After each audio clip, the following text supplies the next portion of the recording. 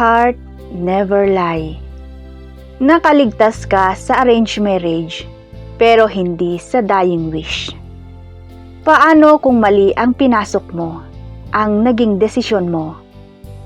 Teka, mali nga ba o sadyang mayroon lang hindi nagtutugma? Ikinasal si Arian kay Norman, ayon sa kahilingan ng kanyang pinakamatalik na kaibigan na siyang kasintahan ng kanyang asawa.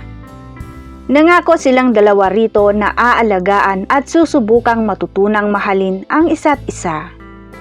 Arian and Norman became friends after they met in France. He is the owner of the most popular and largest fashion world company in New York as well as in Europe. Namangha ang dalaga sa galing ng lalaki sa fashion and designs. He is an architect/designer.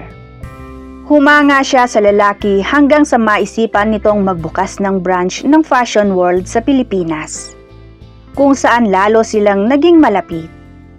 Ngunit hindi niya lubos akalain na ganon sila hahantong ang maging mag-asawa nang hindi pinaghandaan ng husto. Dahil ang totoo ay mayroong isang lalaking nilalaman ang puso ni Arian. Nagsama nga sila sa iisang bubong.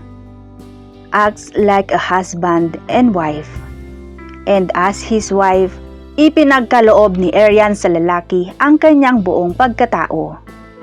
Mayroon kayang mababago sa kanilang dalawa?